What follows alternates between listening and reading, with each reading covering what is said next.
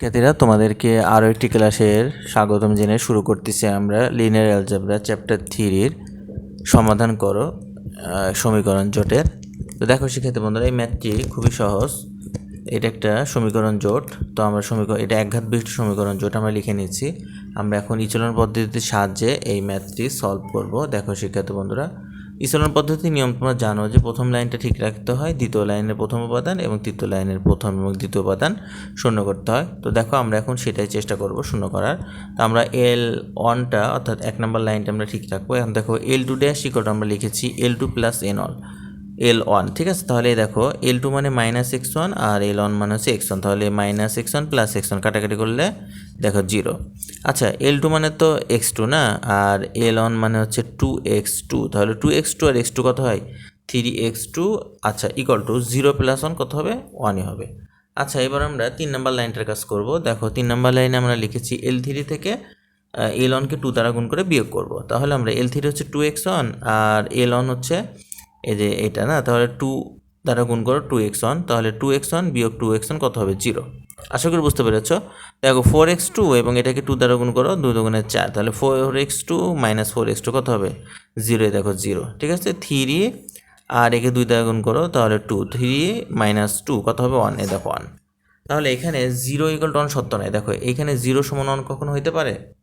এটা তো কখনোই সত্য নয়। সুতরাং প্রদত্ত সমীকরণ জোটের কি কোনো সমাধান থাকবে? থাকবে না, কারণ এখানে 0 ইকুয়াল টু 1 কখনো সম্ভব না। যখন সম্ভব না হয় তাহলে অসঙ্গতিপূর্ণ এবং সেক্ষেত্রে এই সমীকরণ জোটের কোনো সমাধান থাকবে না।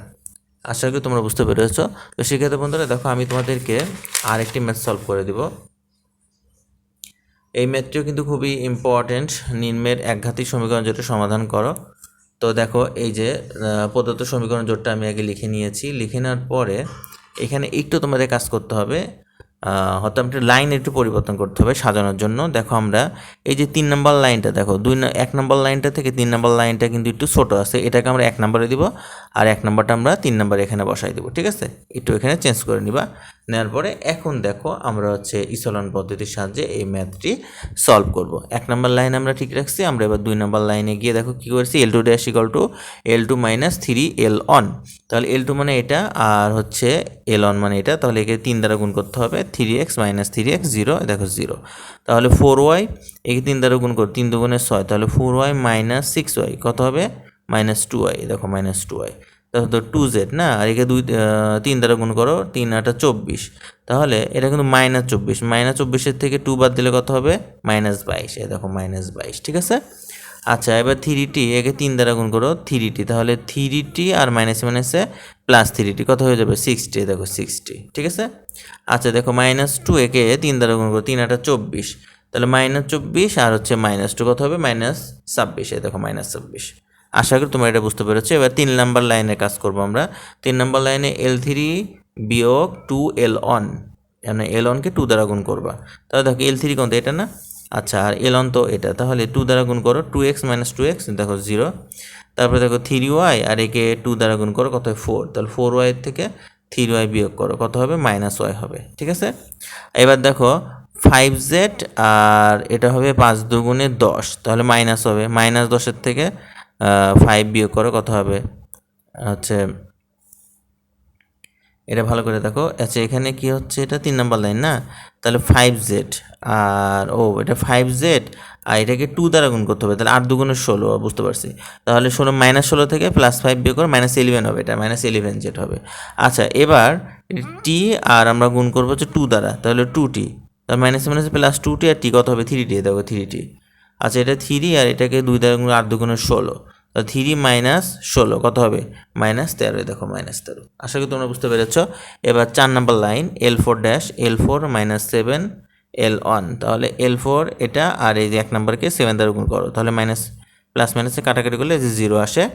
আচ্ছা, তারপরে দেখো 9y একে 7 দ্বারা গুণ করো, 7 দুগুণে 14, তাহলে 9y মাইনাস 14 কত হবে 5y হবে।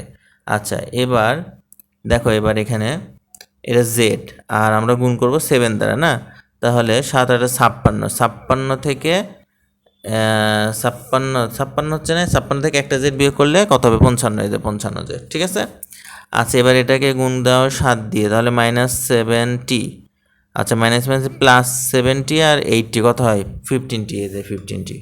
আচ্ছা এবার দেখো এটা 0 আর আমরা এটাকে গুণ করবো কত, 7 8 56, তাহলে 0 মাইনাস 56, এই যে মাইনাস 56। আশা করি তোমরা বুঝতে পেরেছো। এবার আমরা পরের লাইনে চলে যাচ্ছি। তো দেখো আমরা প্রথম লাইনটা ঠিক রাখলাম, আমাদের দ্বিতীয় লাইনের যেহেতু প্রথম উপাদান শূন্য হয়ে গেছে, দ্বিতীয় লাইনটাও ঠিক রাখবে। এবার আমরা তৃতীয় লাইন এবং চতুর্থ লাইন ঠিক করার চেষ্টা করব। দিয়ে এটা যেহেতু 4টা করে আসছে, তো তাহলে এটা শূন্য বানাতে হবে আর এখানে 3টে উপাদান শূন্য বানাতে হবে। আচ্ছা দেখি এবার আমরা শূন্য বানাতে পারি কিনা। তাহলে আমরা এবার 3 নম্বর লাইনে চলে গেলাম। দেখো 3 নম্বর লাইনে আমাদের হচ্ছে একটা শূন্যতা আছে, এটাকে শূন্য বানাতে হবে। তাহলে আমরা লিখেছি L3 dash equal to L3 minus হচ্ছে L2। তাহলে দেখো এখানে এটা শূন্য। আচ্ছা এবার এখানে চলে আসি। দেখো একে 2 দ্বারা গুণ করো, -2y আর মাইনাস মাইনাসে +2y, তাহলে কত হচ্ছে 0। তারপর দেখো মাইনাস, আচ্ছা 11 দুগুণে 22, -22 আর +22 কত 0 হয় না, এ দেখো 0, ঠিক আছে। আচ্ছা এবার দেখো 3 দুগুণে 6y -60, দেখো 0 হয়ে গেল, ঠিক আছে। আর এই পাশে দেখো 13 দুগুণে 26 -26 +26, এই যে 0 হয়ে গেছে। এবার আমরা 4 নম্বর লাইনে চলে যাচ্ছি, L4 5L3। আচ্ছা এটা শূন্য আসে। এবার এখানে চলে আসি, দেখো L3, তাহলে এটা হচ্ছে -5y আর একে 5 দ্বারা গুণ করো, মাইনাস মাইনাসে +5y, দেখো 0। তাহলে দেখো 55z -55z মাইনাস মাইনাসে প্লাস 5 11 55, দেখো 0। তারপরে দেখো 11টি মাইনাস 3 5 15টি 3 5 15টি কাটাকাটি করলে 0। দেখো -56 আর মাইনাস মাইনাসে প্লাস 5 13 কত হয় 65 হয়, তাই না। 65 থেকে 56 বিয়োগ করলে এই যে 9। তাহলে আশা করি তোমরা বুঝতে পেরেছ। আচ্ছা এবার দেখো এখানে তোমরা সাজা লিখবে এখন।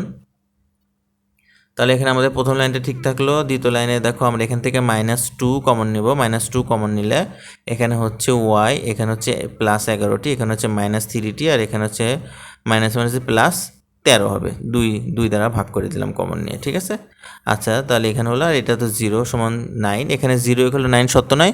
সুতরাং 0 = 9 যদি সত্য না হয় তাহলে প্রদত্ত সমীকরণ জোটের কি থাকবে না, কোনো সমাধান থাকবে না, এটার কোনো সমাধান নেই। আশা করি তোমরা বুঝতে পারছো। তারপর তোমাদের কোথাও বুঝতে অসুবিধা হলে তোমরা অবশ্যই আমাকে কমেন্টে জানাবা।